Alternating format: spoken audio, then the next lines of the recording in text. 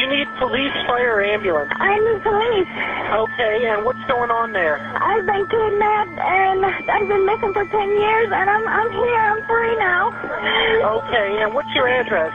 2207 Seymour Avenue. 2207 Seymour. Looks like you're calling me from 2210. Huh? Looks like you're calling me from 2210. I can't hear you. It looks like you were calling me from 2210 Seymour. Yeah, I'm across the street. I'm using the phone. Okay, stay there with those neighbors. Talk to the police when they get there. Okay. Okay, talk to the police when they get there. Okay. Hello? Yeah, talk to the police when they get there. Okay, I'm not ready right now. I We're need gonna them send now. them as soon as we get a car open. No, I need them now before we get back. All right, we're sending them. Okay. Okay, I mean, like, Who's the guy? Who's the guy you're who's the guy who went out? His name is Ariel Castro. All right. Mari sama-sama kita bahas sesingkat-singkatnya.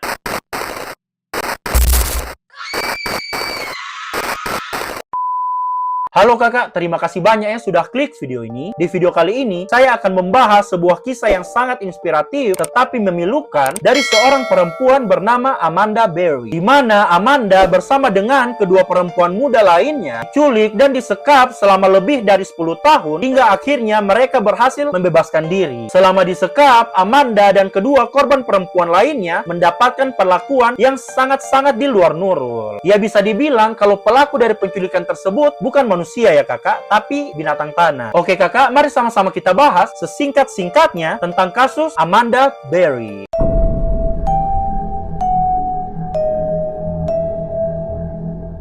Nah, sebelum kita masuk ke kasusnya, saya akan menjelaskan kepada kakak-kakak semua di sini tentang background singkat dari Amanda ya kakak. Jadi kakak, Amanda sendiri lahir dengan nama lengkap Amanda Mary Berry pada tanggal 22 April 1986 di Cleveland, Ohio, Amerika Serikat dari seorang ibu bernama Lowana Miller. Amanda tinggal bersama ibunya dan memiliki hubungan yang sangat dekat dengan saudara-saudaranya. Ia dikenal sebagai gadis yang baik hati, yang dekat dengan keluarganya, ceria, rajin, dan mandiri. Saking mandirinya, Amanda tidak mau merepotkan ibunya dengan biaya sekolah dan kehidupan sehari-harinya, sehingga Amanda memilih untuk bekerja sebagai karyawan paruh waktu di Burger King. Kehidupan yang dijalani oleh Amanda sangat-sangat sempurna, di mana ia dikelilingi oleh keluarga dan seorang ibu yang sangat menyayanginya. Tapi kakak, kehidupan sempurna yang dijalani oleh Amanda hilang dalam sekejap mata setelah kejadian yang sangat tragis terjadi kepada dirinya, tepatnya sehari sebelum ulang tahunnya yang ke-17. Oke kakak, kita masuk ke kronologinya. Jadi kakak, pada tanggal 21 April 2003, Amanda mengakhiri shift malamnya di Burger King. Sekitar pukul 7.00 malam, ia menelpon kakaknya dan berkata akan pulang. Saat sedang berjalan pulang, Amanda tiba-tiba didekati oleh sebuah mobil yang dibawa oleh seorang pria bernama Ariel Castro yang menawarkan tumpangan kepada Amanda. Oke kakak, kita bahas sedikit tentang background dari Ariel Castro ya kakak. Nah, Ariel Castro sendiri adalah seorang supir bus sekolah dan tinggal di lingkungan yang sama dengan Amanda. Saat mendapatkan tawaran dari Ariel, Amanda yang tidak merasa curiga sama sekali menerima tawaran tersebut. Ia pun naik ke mobil. Setelah menaiki mobil Ariel, Amanda sudah tidak terlihat lagi dan tidak pernah pulang. Keesokan harinya, ibunya melaporkan kehilangan Amanda ke pihak kepolisian. Saat dilaporkan, pihak berwajib mengira Amanda kabur dari rumah karena beberapa hari kemudian seseorang menelpon dari ponsel Amanda dan mengatakan bahwa Amanda baik-baik saja dan akan pulang dalam beberapa hari, yang mana hal tersebut membuat polisi tidak memproses laporan yang dilakukan oleh ibu Amanda. Di sisi lain, Amanda yang menghilang disekap oleh Ariel di rumahnya yang berada di 2207 Seymour Avenue. Ternyata Amanda bukan korban satu-satunya dari Ariel, karena saat Amanda tiba di rumah Ariel, ia mendengar suara tangisan perempuan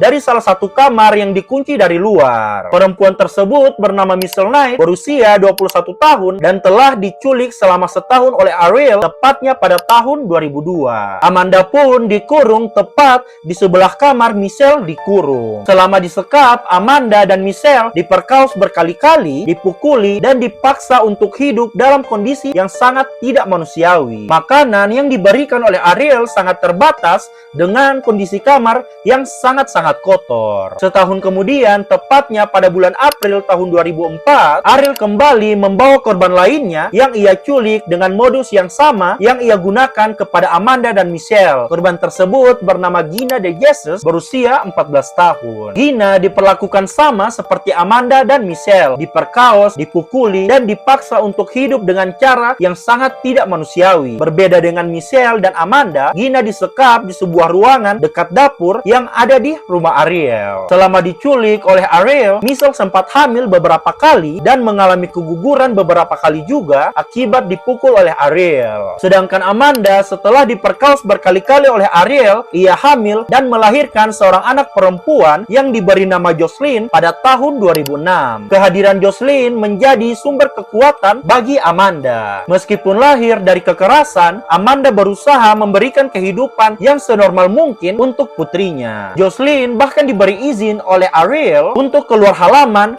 yang kemudian menjadi kunci dari penyelamatan mereka. Singkat cerita, setelah mengalami berbagai kejadian dan perlakuan yang tidak manusiawi selama bertahun-tahun, kesabaran Amanda dalam menunggu keajaiban agar bisa keluar dari neraka tersebut membuahkan hasil. Tepatnya pada tanggal 6 Mei tahun 2013, Amanda berhasil membebaskan dirinya. Di mana hari itu, Ariel keluar rumah dan Amanda melihat pintu depan tidak dikunci dengan sempurna. Melihat hal tersebut, Amanda mengambil kesempatan langkah ini untuk meminta bantuan. Ia berteriak keras melalui celah pintu, menarik perhatian tetangga Ariel yang bernama Charles Ramsey. Ramsey yang mendengar teriakan minta tolong Amanda langsung bergegas menghampiri rumah Ariel dan melihat Amanda dari celah pintu. Melihat hal tersebut, Ramsey mendobrak pintu tersebut dan saat pintu berhasil dibuka, Amanda segera melarikan diri bersama Jocelyn. Setelah berhasil keluar dari rumah itu, Amanda yang menggendong putrinya berlari sejauh 3 km tanpa alas kaki hingga kemudian menelpon 911 dan berkata, "Saya Amanda Berry, saya telah diculik dan hilang selama 10 tahun. Dan sekarang saya bebas." Polisi yang mendapatkan pernyataan tersebut langsung gerak cepat dan tanpa menunggu waktu lama, beberapa menit kemudian polisi tiba di rumah Ariel. Yang mana polisi tiba di rumah tersebut berdasarkan laporan dari Amanda yang mengatakan bahwa di rumah tersebut masih ada korban lain. Polisi pun langsung melakukan penyelamatan kepada Gina dan Michelle yang masih berada di dalam rumah itu. Penemuan ketiga wanita ini mengguncang dunia dan menjadi berita utama secara global. Di hari yang sama saat polisi menemukan 3 perempuan yang hilang selama 1 dekade, polisi juga langsung menangkap Ariel. Penyelidikan dan penyidikan pun dilakukan. Polisi mencoba mendalami kasus tersebut demi mengungkap motif di balik Ariel yang menculik ketiga perempuan tersebut. Dan setelah meminta keterangan dari Ariel, polisi menemukan fakta bahwa motif Ariel menculik Amanda dan kedua perempuan muda lainnya adalah karena ketertarikan Ariel terhadap perempuan muda. Ya, semacam fetis begitu, kakak. Setelah melewati penyelidikan dan penyidikan yang sangat panjang, sampailah kasus tersebut pada persidangan. Pihak pengadilan mendakwa Ariel dengan 977 tuduhan termasuk penculikan, pemerkosaan, dan penghilangan nyawa karena menyebabkan keguguran pada Michelle Knight. Dan pada bulan Agustus 2013,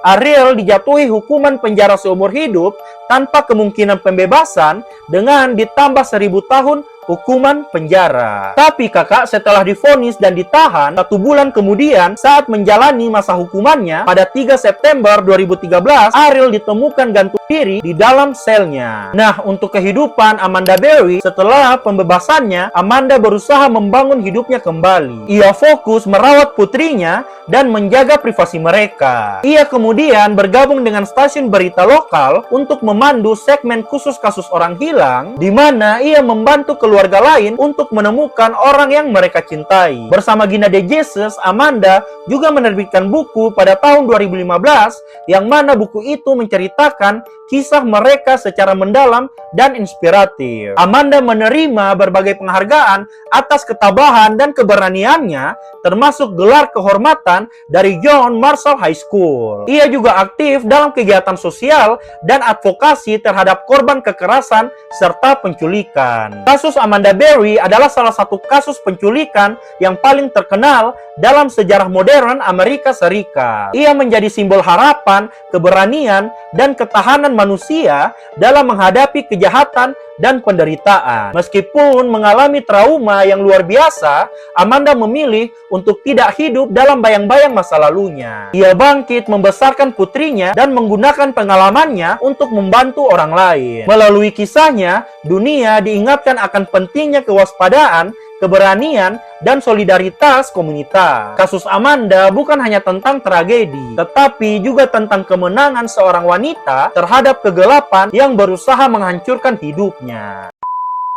Nah, itu tadi kakak pembahasan singkat tentang kasus Amanda Berry yang diculik dan disekap selama kurang lebih 1 dekade oleh Ariel Castro. Bagaimana menurut kalian kakak? Kalau kakak tahu detail kasus penculikan yang dilakukan oleh Ariel kepada Amanda dan kedua perempuan muda lainnya yang belum saya bahas di video ini, kakak bisa komen di bawah, kita sharing-sharing tentang kasus ini. Dan kalau kakak pengen saya bahas kasus kriminal, kisah horor, atau apa saja yang saat ini sedang viral, kakak juga bisa komen di bawah request pembahasan menarik apa yang bisa saya bahas di video selanjutnya. Oke, see you!